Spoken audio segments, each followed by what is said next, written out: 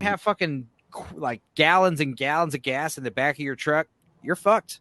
Yep. And that's why Wolf Creek was so scary, because it's like, dude, even if you called the cops, they can't come to you. You're in the middle of nowhere, literally.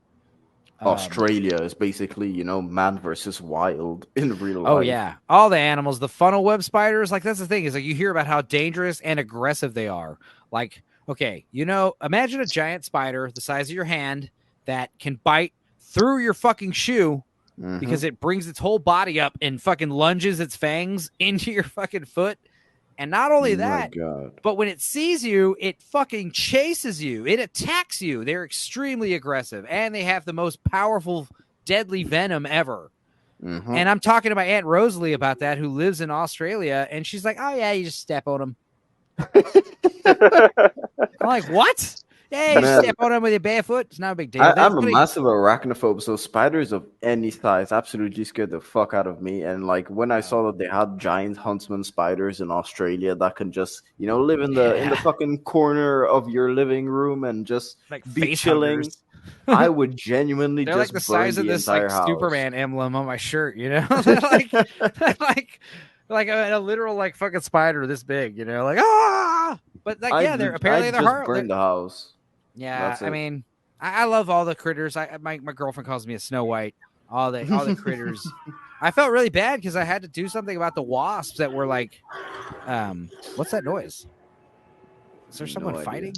There's some little paper wasp by my back door here, and they've been chilling. They got a little nest, and it's like they're super harmless. They're very timid, but for some reason yesterday, I guess because of the heat or some pheromones, they like abandoned the nest, and there were no eggs in the nest, and there was just like a fucking 24 wasps just like chilling on my side of my house and like coming in the house.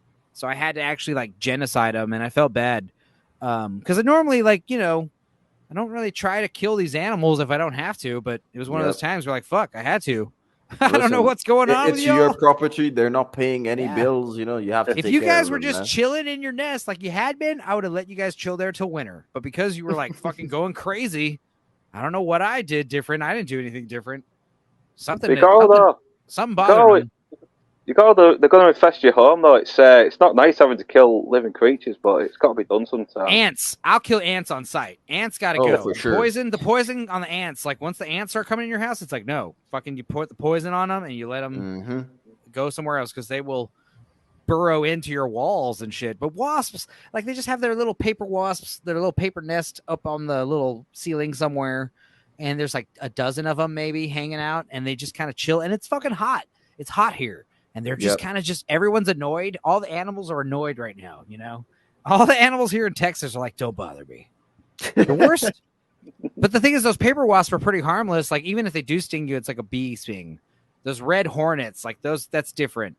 It's like it's like having someone come up with you behind you with a taser, just tasing you in the ear. That's what those red hornets feels like. When I grew up, we had these weird like wasps, but they were Africa. Please tell me more about these African wasps. Fucking crazy, like these things. Because my mom used to always tell me to go and dry out the laundry outside, and you'd just be chilling. And once you saw one, you knew that it was either kill or be killed, or most of the time it would just be run because.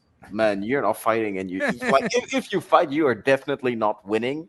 And so I had a nanny once, and she got stung by one, and basically her entire arm was swollen just from one bite.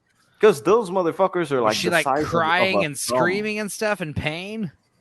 Not even. I was like, "What the fuck?" But she said it hurt. But I don't know, man. The pain threshold is crazy. Yeah, just took it like a G. Hell yeah! But it's basically the size of your thumb, and they're just black, like pure black. It's so scary to look at. Plus, the shape of their body too. It doesn't look like a normal wasp. It looks like a fucking like he's made to kill. Basically, extra fat, extra like bulbous.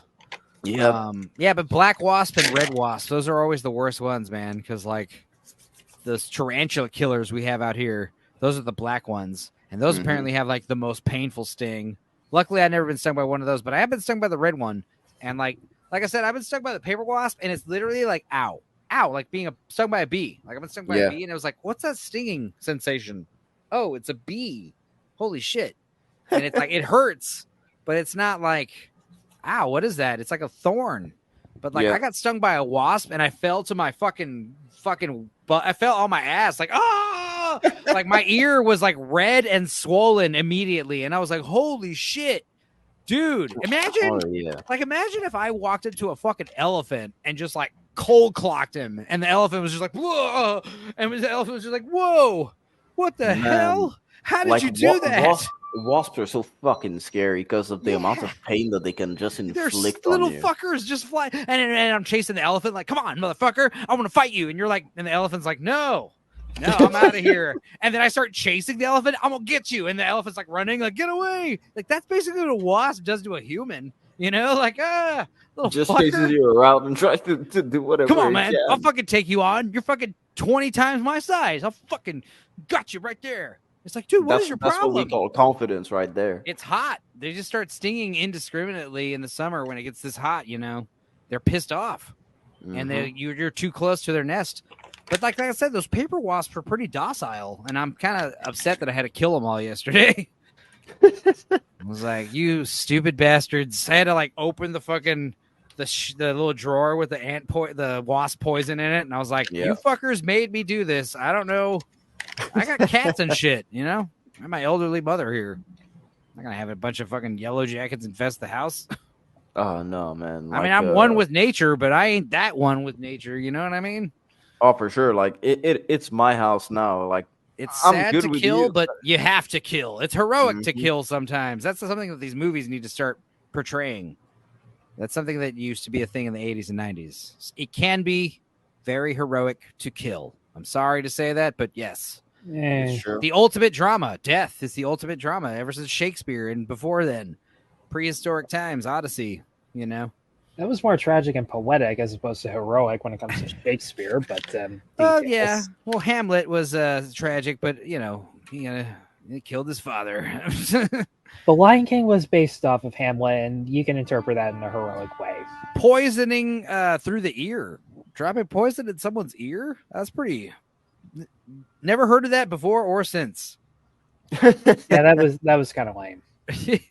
I mean, I just imagine it's like acid, just like eating the guy's brain out. Like that's got to be bad. I guess, yeah. Oh man, that's true. That was what I talked about with when we watched Hard Target with my cousin. I was like, okay, you get uninspired, you got to go like you know, and then you know the deadliest game. You're gonna go hunt a human, you know, for sport. What's the weapon you're gonna use? You don't want to be too insane and get like a minigun or a rocket launcher, right?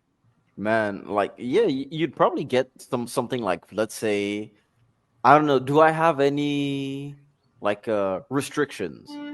Well, basically, it's like Hard Target. We were watching Hard Target, so the guy has like a few hours to run from one part of New Orleans to another, and he's got a belt of cash.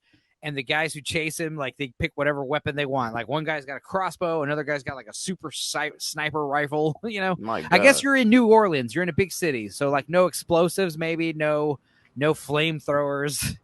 I get a bunch of knives, to be honest. Ooh, yeah. See, you're talking. That's also kind of like my cousin. Like you're giving the guy a fighting chance. You know.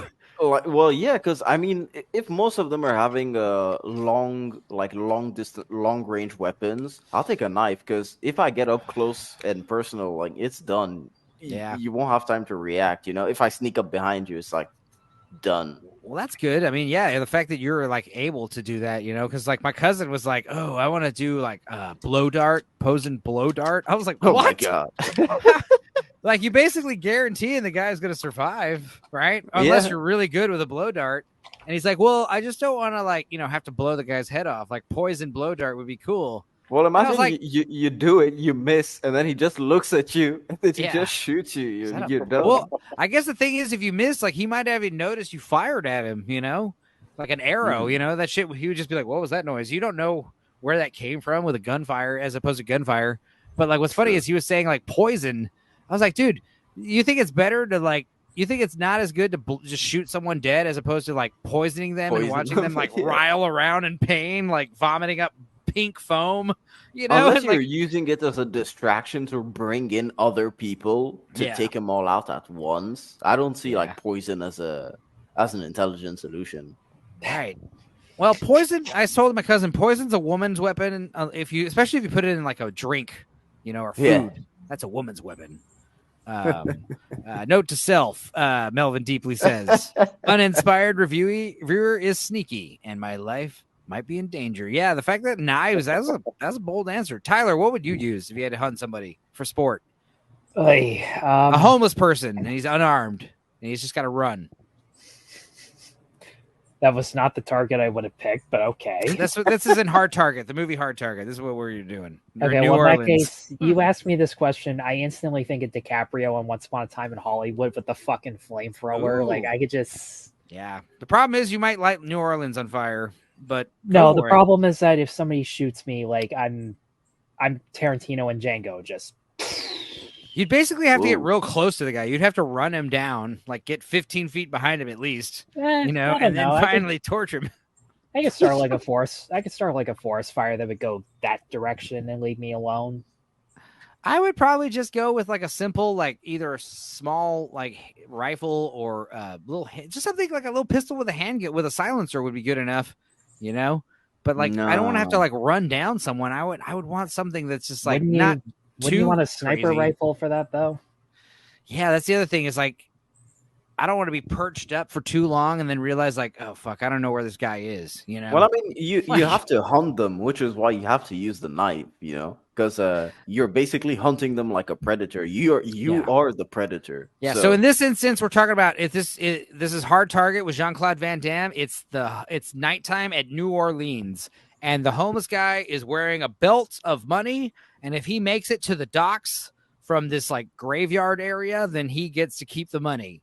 And he's got as long as it takes to get to the docks, you know? So, and of course, it's like the gang that's chasing him. It's like one guy that's paying for it. He's got like a big fucking rifle or some shit. And then there's like a crew of mercenaries that are helping him. And they got like ATV vehicles and shit. It's a total manhunt.